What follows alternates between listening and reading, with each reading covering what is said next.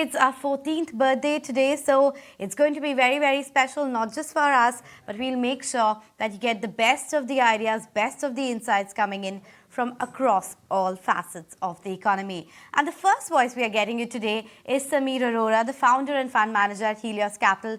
Samir, hi, thank you so much for joining us on such a special day. I'm wishing you a very happy birthday. I didn't realize that you started just near the bottom in 2009. What a brilliant start to the channel. Well, we made sure that we are riding that up move as well. And that's exactly what we're helping our viewers do today as well, Samir. We've talked about how the last 14 years have panned out. How do you think the next decade is going to be for India? What are the big themes that you're watching out for come next 3 to 5 years? So just before that, in a big picture sense, India as a market has done well more or less over any period. If you look at it last 5 years, 10 years, 15 years, we saw that separately in our presentation that we make 20 years and 25 years. Other than US, which has done well for some of these periods, India has beaten nearly every other pool of money, whether it is China or Asia, Japan or Europe or emerging markets, and over 20 and 25 years, even the US. So my point being that India was doing well for long, but now many more stars are aligned. And I think the biggest star that is aligned is that people are frustrated with China.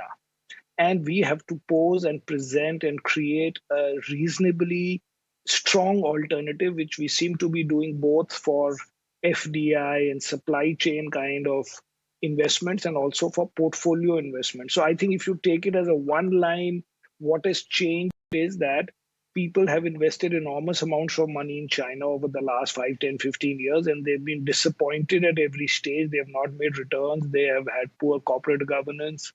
And maybe on the supply chain side, they've realized that they were too concentrated. The chains are not robust if some one-off event happens. So from both these angles, India should do better than before. And in any case, it was doing relatively better than everybody, or as I said, nearly everybody over all the slightly longer term period. So if India is good, then we have to worry what we like, and that is stage two.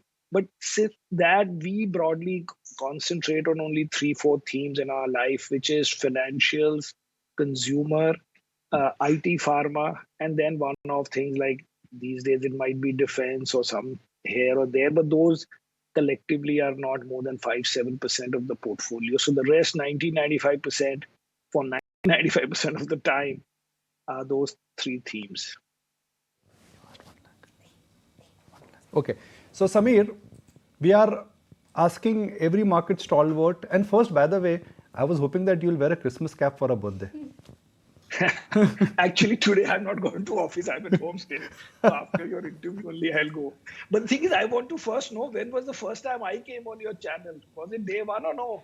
No, 1 week later. It was my ex-editor Andy Mukherjee, and you came to our studio. You graced our studio. Acha, okay, very good. I will Yeah, want to see yeah, that they one have day. made. This time as Acha, well. mujhe nahi. But thank you so much, Samir. I mean, you've just been a big supporter, big supporter for the channel. Every time we've, in a sense, had to understand the puzzles and the twists and the turns of the market, you've always given us your valuable time. So thank you so very much for that.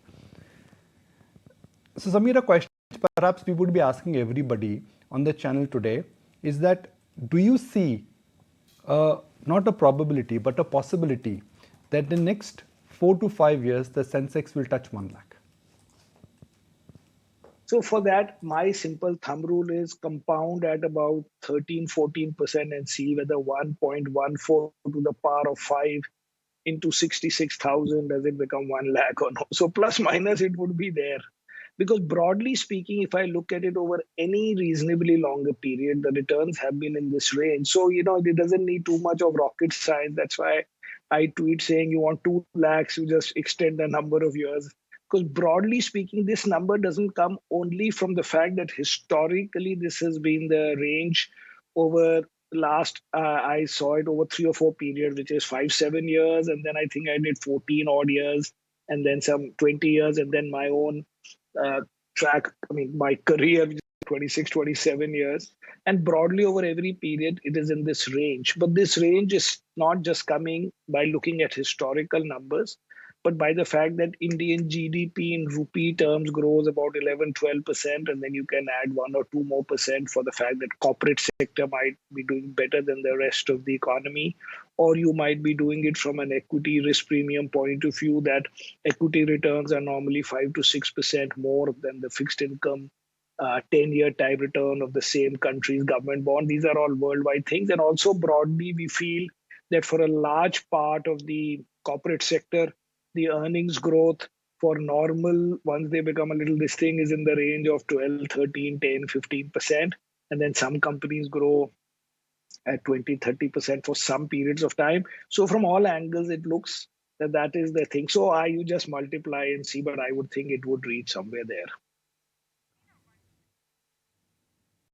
If we talk about compounders, will it be the usual suspects, your HDFC Bank, Bajaj Finance? I don't know if I can still include TCS in that pack. Or would it have to be newer names which you would have to buy and sit long enough on?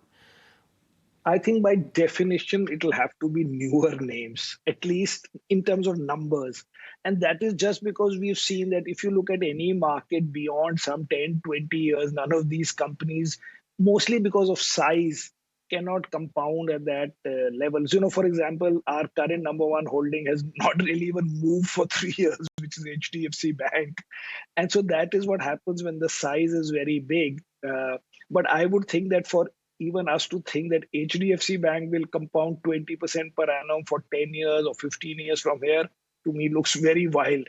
I've had it for 25 odd years, but it doesn't look that, these things can compound away to infinity. So I would think that in terms of numbers, purely, surely it will be many more stocks outside these past compounders. So, Samir, and again, it'd be a repetitive what perhaps Aisha asked. If the markets have to go to, let's say, or if markets have to compound between 12 to 13% or 13 to 15%, you need an earning booster which has to come somewhere. For example, last 2 years it has come from banks. Before that it came from IT. Where do you think that next surge for the earnings will come from? Because there are some sectors where the base effect and cyclicality will kick in, they will slow down. There are some sectors which have to do very well, largely either because they are young or those companies are innovative or gaining market share. Where do you think that next pot of gold is? See, first of all, in a big picture sense, if you see over last 10, 20 years, without any analysis, I can tell you that broadly the earnings would have grown exactly in line with the index. How?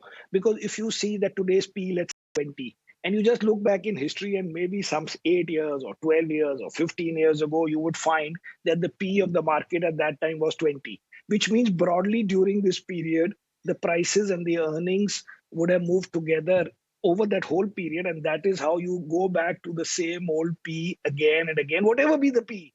Once you are at 25P, you will find many years ago that there was a 25P for the market. That means during that period when the 2 periods when the P goes back to 25, during that period, the markets and earnings have moved together.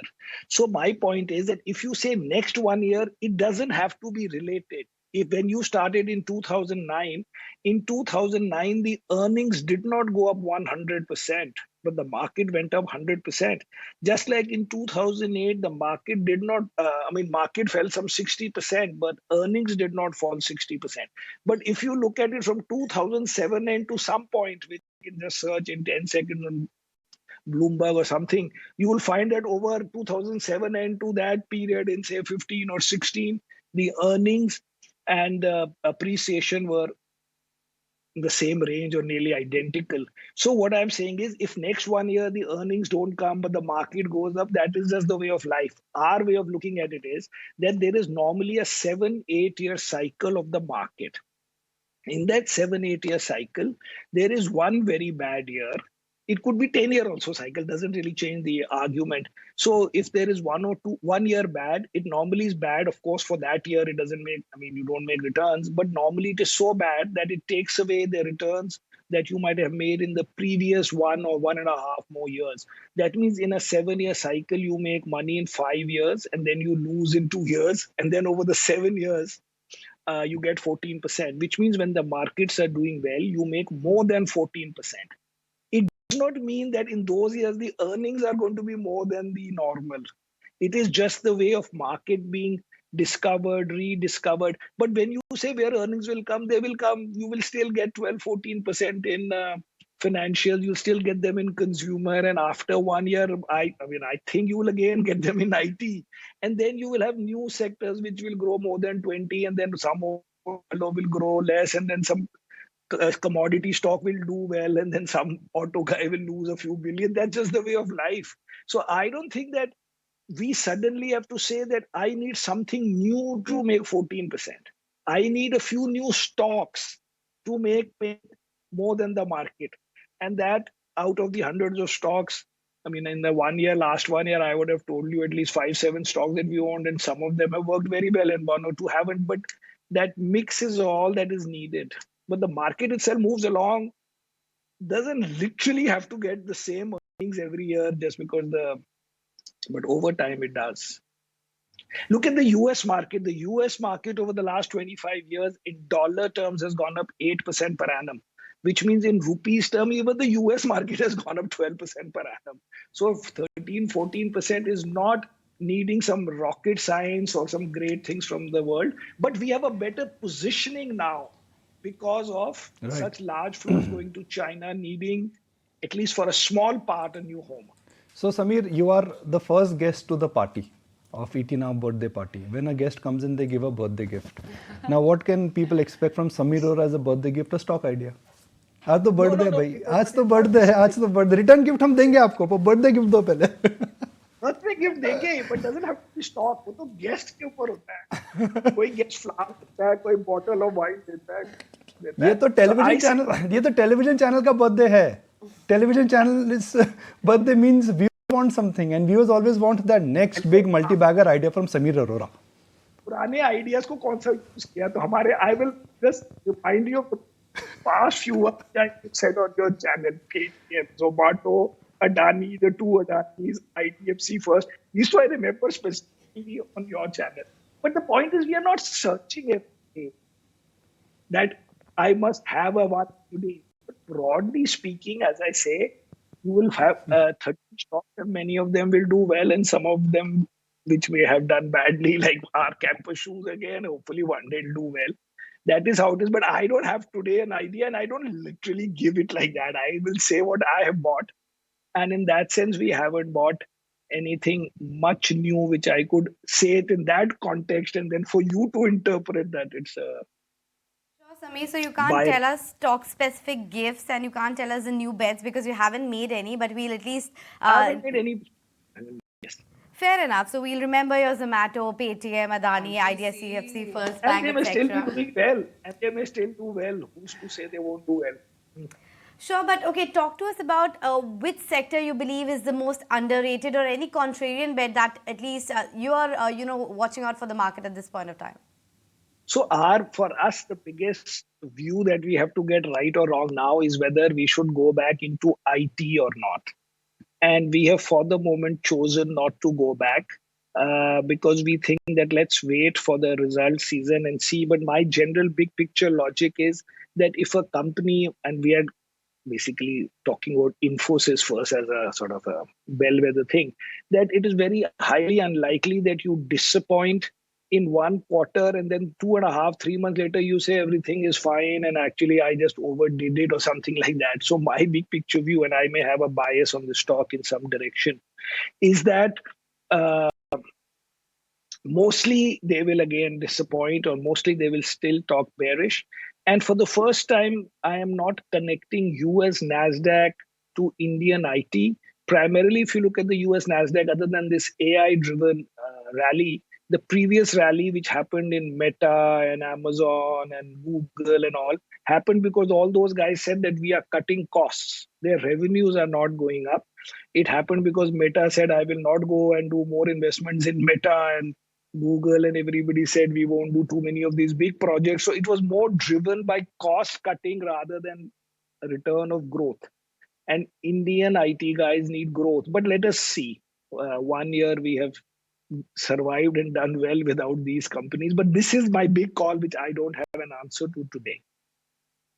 I'm just going to close it up with one follow-up question, and thank you for sharing with our viewers that you bought into Zomato, Paytm, IDFC Bank, and seriously, they've really worked like a charm for you.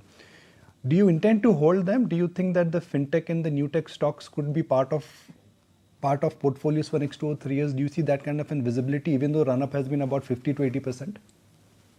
Actually, when we bought them, we never thought that this kind of run up we will get. We just thought that, over say 1-2 years you will make. But right now, yes, right now, next at least 30-60 days, because I can't commit here forever. Depends on how the prices move. But right now, I would think that they are there for some time. But these stocks have moved, like one of them has moved 65%. Who would have ever imagined that is how much Paytm can move? But for now, once I come on your channel, I anyway will not take a reverse, even some bloody bomb falls there. But in general, for now, take it as at least either a big price move or this thing, then only I would change. Otherwise, I'll keep them. And Samir, you also got in the recent past ITC, right? ITC I have had from the beginning. That I told you like 1.5 years ago. Actually, a few others have worked because the mid caps have worked. ITC, not ITC, like Landmark has worked. Many of them have worked, like big size. Of course, our Varun has worked. That is why we are smiling and we are not desperate for a new idea and spoiling our this thing. But in general, when the market becomes a little broader as it has now, obviously then the returns in some of these stocks can be very good and make up for the fact that our number one holding doesn't move, which is HDFC Bank. Samir, we let you go on that note. Thanks as always you for very being much. a true ET Now supporter. Thank you. Bye. Okay.